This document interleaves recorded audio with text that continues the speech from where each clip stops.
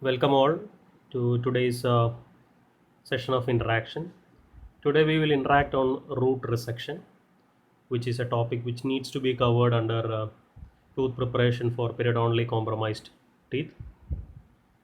So root resection, what is root resection? It is a procedure which is being done wherein the root is being removed, irrespective of what is done to the crown. It is also called as radictomy, and here the root is being removed without touching the crown.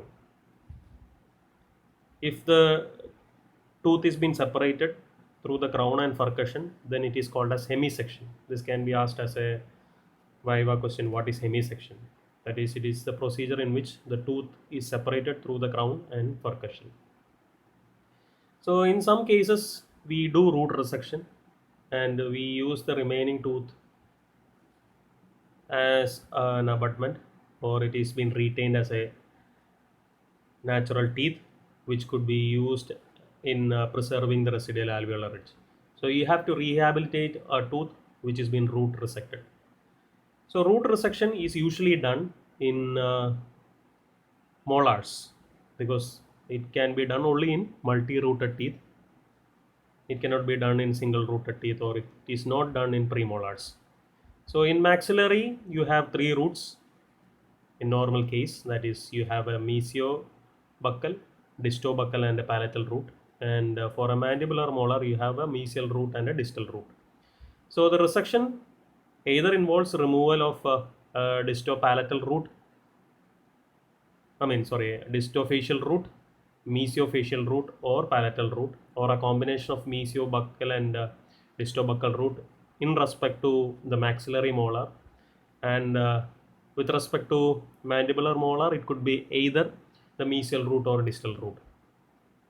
So in this presentation, we will see individually how we are going to do, or how you are going to rehabilitate if a root is being resected from the molars. To start with, we will go with maxillary molar. In maxillary molar, the distofacial root is the most commonly resected root. So why a root is being resected? You will have a doubt why a root is being resected. So if, there are different reasons for a root resection. For example, you have a tooth which has been endodontically treated. So on treating, what happened? You have three canals, isn't it? For maxillary molar, you have a mesiofacial, you have a distofacial, and you have a palatal canal. So when the endodontist obturated, two roots got obturated very well. That is, the master cone has reached the apical third, and there is a perfect apical seal. But one root, there was an instrument separation. So you're going to give a restoration on that tooth, and you don't want to take any risk. In that case, the best option is to resect that root which is been affected with the tooth separation. Or in some scenario, you will get a condition in which there is a vertical pocket in relation to a particular root. Rest, the other two roots are sound. So you don't want to sacrifice the entire tooth. You don't want to extract the entire tooth. You can retain the tooth just by resecting that particular root which is being periodontally affected. By doing so, in most of the cases, the tissue heals properly and you will have a good prognosis. If you extract that tooth, you have to replace that tooth. There could be sequelae of missing tooth, that is migration, tipping, and even there will be alveolar ridge resorption. So if you can retain that tooth, that is well and good. So this is how you do resection. So when you do the resection, you have to make sure that the entire orifice, or the resection should start right from the orifice of that particular canal. You usually won't be doing the resection. It will be done by means of either a surgeon or a periodontist. So your procedure is in rehabilitation by preparing. So the aspect which you have to look into when you prepare the tooth is you have to incorporate that resected tooth into your preparation. So in this picture, I am showing a diagram wherein the distofacial cusp is being or root is been eliminated by means of resection. So now in the case, you have seen the mesiofacial and palatal cusp are there, but you don't have the distofacial cusp. So when you prepare, you have to make sure that you prepare in such a way that your finish line should follow the resected pattern. That means you will have a good finish line at the mesiofacial and palatal area, but when it comes to the distofacial area, you will have a concave kind of finish line, and which probably will be uh, a chamfer or a knife edge finish line. So by doing so, you are creating or you are establishing the harmony which is being obtained between the gingiva and tooth after tooth resection. So this is how the resected tooth will look like, or dissected preparation will look like when a distofacial cusp root is being resected. So you can very well appreciate the concave kind of preservation, preparation on the distofacial aspect of this particular preparation. So the final crown will look very small in occlusal outline because this tooth is being compromised with the periodontal support because one root is being eliminated. See the concavity of preparation in that particular area. You will have a concave kind of emergence from that particular area. So the natural anatomy of the crown will not be followed in this case. You cannot follow the natural anatomy because if you follow the natural anatomy, that is height of contour as well as the convexity, the bulge, if you follow those things, there is always a possibility that there will be gingival inflammation because the gingiva will not get the exact stimulation what it has to get after resecting this tooth. So you need to follow the particular pattern which is been present on the cervical aspect covering the entire resected area, and that aspect has to be transferred into the crown. So in most cases the crown will be very small or a miniature form, and the concavity on the distofacial or mesiofacial, whichever cusp is been resected, will be transferred onto your crown. So you will have a concave shape on the crown rather than having a convex shape on the crown in relation to the resected tooth. So when it comes to mesiofacial root resection, the mesial facial root is been eliminated. So you don't have that particular mesiofacial part or root part in your tooth. So when you prepare the tooth, you can see how naturally it is been the margins adapted onto the resected root area. So you have only the distofacial area. So your tooth will be like that. So you will have a large embrasure space. You will not compromise on the contact. So you will have a concavity with a large embrasure space. So you need to give interdental cleansing aid to clean that area. In most of the cases, either a unit tufted brush or you can use a proxa brush depending upon the width of the embrasure. So the contact is been kept intact. At the same time, the mesiofacial root which is been resected is avoided, and you are taking the margin of the preparation onto the distofacial root. So ultimately the crown will be wide mesiodistally enough to maintain the contact. There will be some difference in your occlusal anatomy. You won't give sharp cusp on that particular area. You will try to reduce the force on that particular tooth by giving a smaller cusp height, and you will try to concentrate more load on the remaining natural tooth which is been healthy and sound. This is how the mesiofacial root resected crown will look after cementation. Similarly, after palatal root, in some cases, the palatal root will be very much compromised. So you have to resect the palatal root. You can remove the palatal root. So you have two root structures, that is the mesiofacial as well as the distofacial root remaining. So you have to prepare the tooth according to that.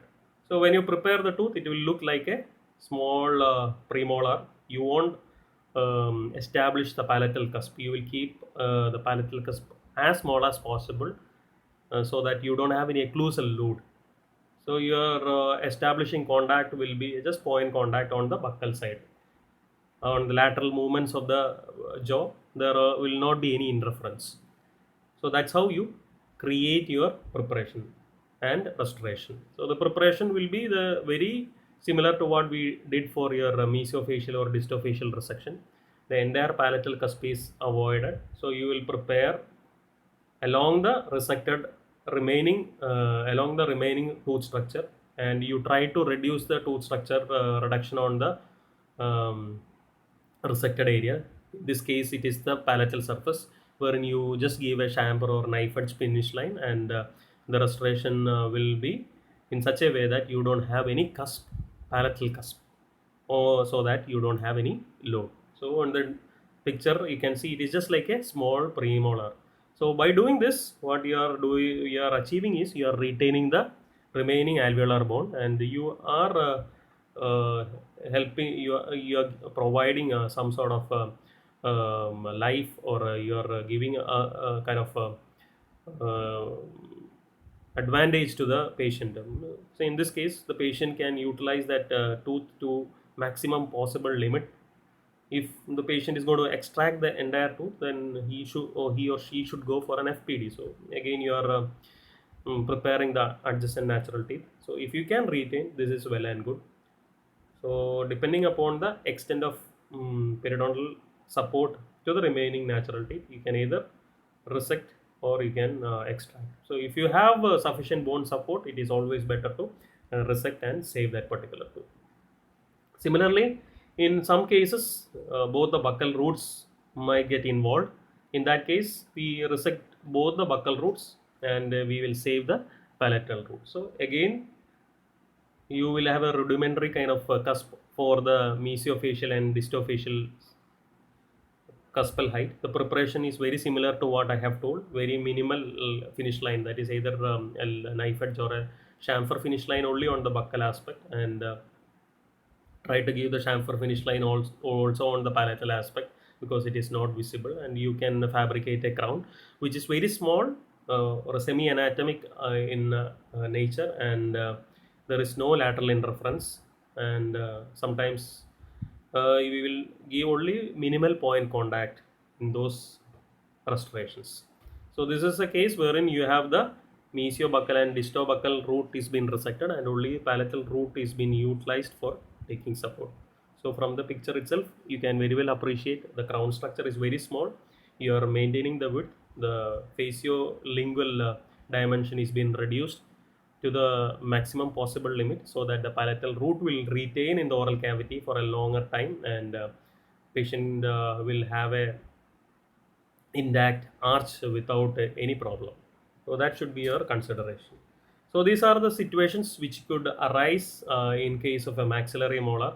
We have talked about the distofacial root resection, which is the most common. Then we had seen the mesiofacial resected root, then palatal resected root, and then we moved and have seen wherein we have removed both the mesiobuccal and distobuccal root, and the crown on top of the remaining palatal root. Now moving on with the maxillary molar, either you can retain the distal root, or you can retain the mesial root. So by retaining this, you are extending the arch. You are extending the arch. In most of the cases, what we do is we either use it as a single premolar crown, or if the mesial root is retained, either you will utilize it as a single premolar on the mesial root after removal of the distal root, or sometimes what we do is we retain the distal root and we remove the mesial root. In that case, we will take the support from adjacent premolar. As you can see in the picture, you are taking a support. You are preparing the adjacent premolar, and you are preparing the retained distal root, and you give an FPD in such a way that the mesial root will resected mesial root area will act as a edentulous space, wherein you give a pontic which is self-cleansing. By doing this, what you are doing is you are extending the occlusal table to the maximum possible limit.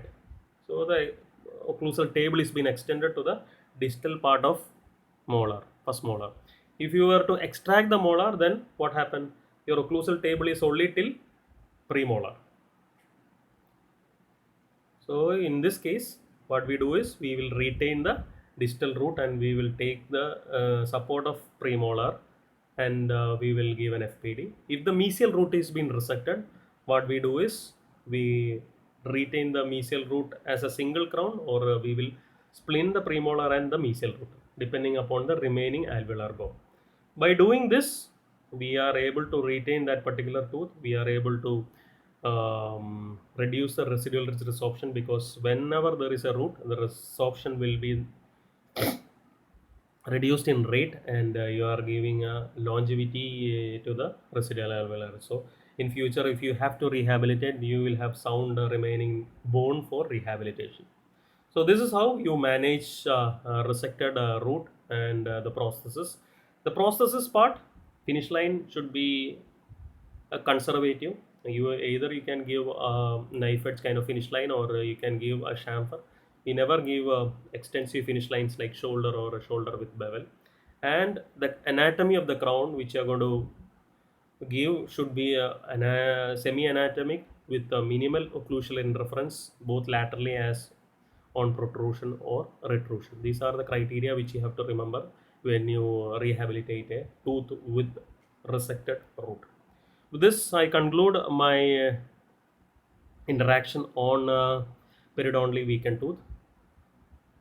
If you have any query or doubt, please post it on the group. We will discuss it, and we will come to a conclusion. Thank you. I'm Dr. Ibe.